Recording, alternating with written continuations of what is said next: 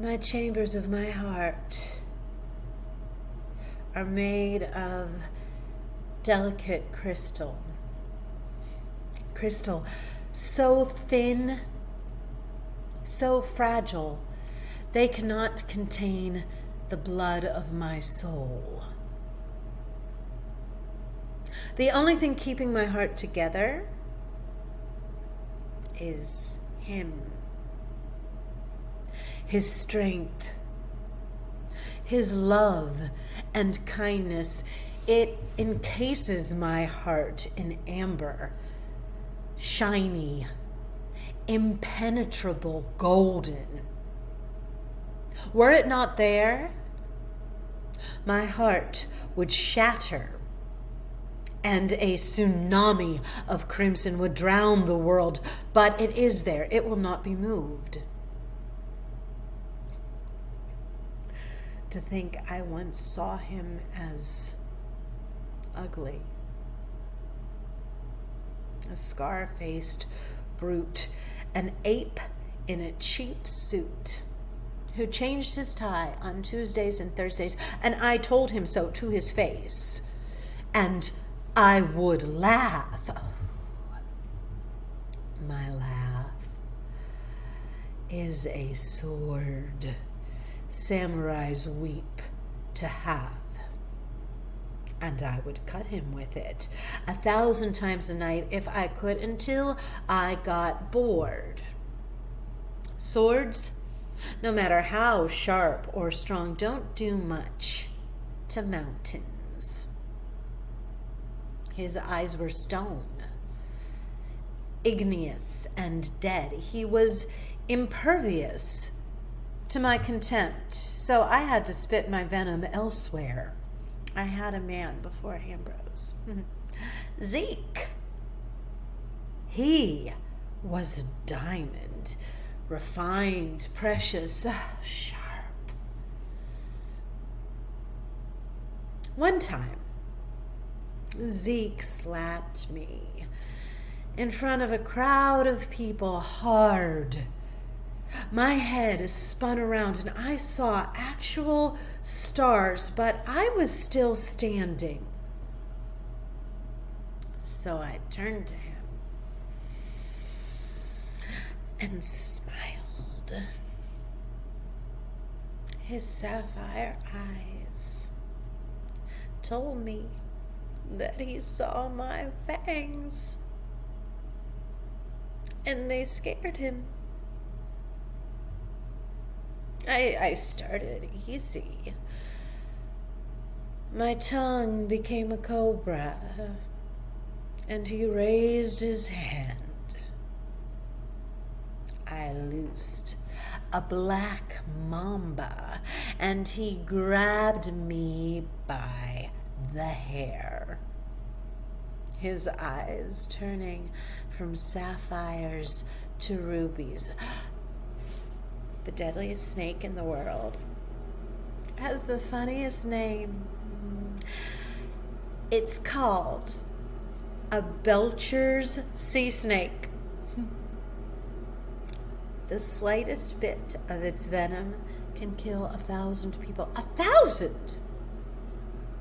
That snake uncoiled within me, and I belched it into his face. The rubies turned to fire. His hand closed to a fist, and I stuck out my jaw to greet it. He could break my jaw, but he would not win. But he didn't break my jaw. Ambrose caught Zeke's hand, enveloping it the way a father's hand surrounds his infant sons. Zeke was surprised. He looked up at Ambrose. So did I. And Ambrose's granite eyes became obsidian. Ambrose gently placed Zeke's hands at his sides, smoothed Zeke's jacket and tie, then stepped aside and showed him the door. Once he was gone,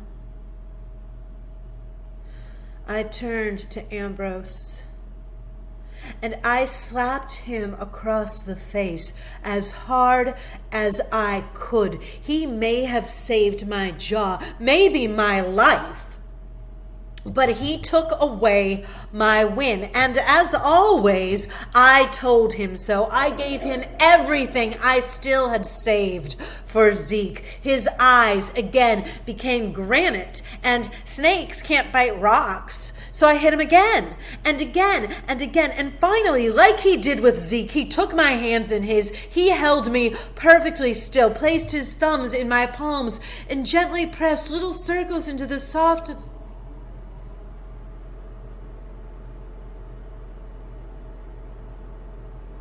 I looked up at him. His eyes were no longer granite or obsidian. They were just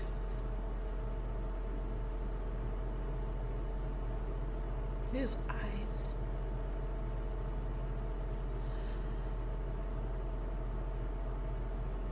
Finally, I could muster exactly one thought, and that was, oh, so this is love.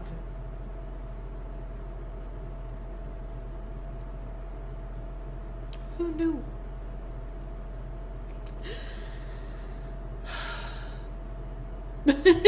Dance with me, I said. He held up that giant paw of his, shook it back and forth, and ever the poet said,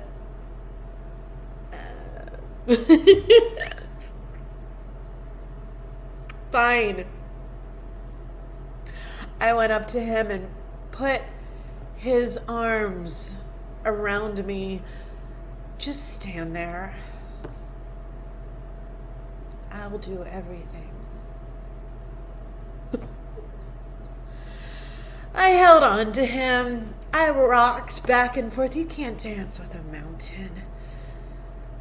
But sometimes you can move them. Ambrose moved. And from nothing, out of a spark,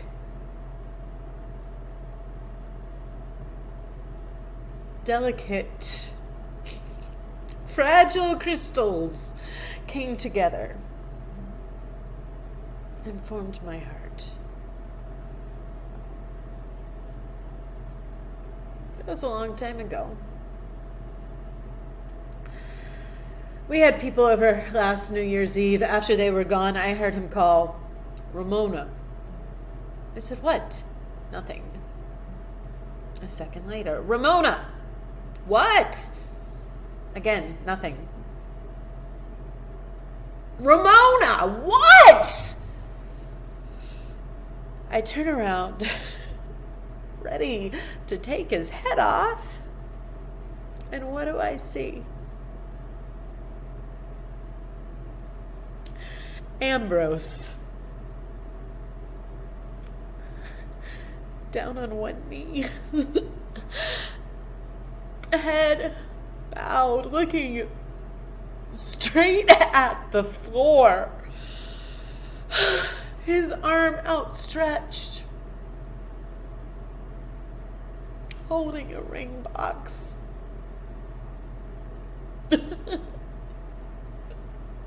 It was still closed.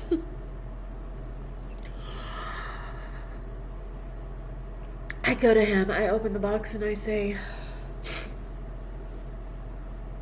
yeah? He nods. Yeah. Which for Ambrose is a sonnet. I say, okay. Yeah. We made plans. The wedding, the honeymoon, a house, kids. We planned a life.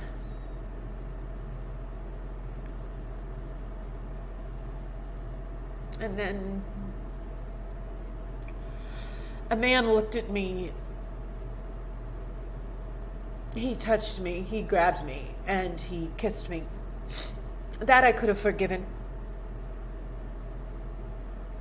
But he tried to convince me, he tried to debunk my feelings for Ambrose. He tried to tear down my mountain. So I told Ambrose, I thought Ambrose would scare him. I had flashed those obsidian eyes and sent him on his way. I never thought.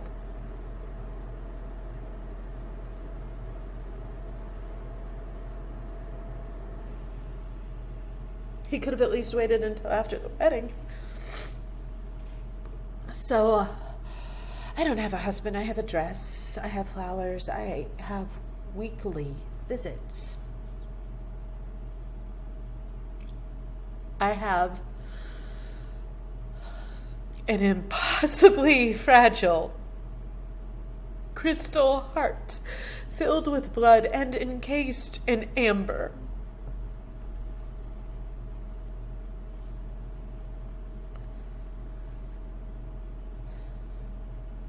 And it will not be moved.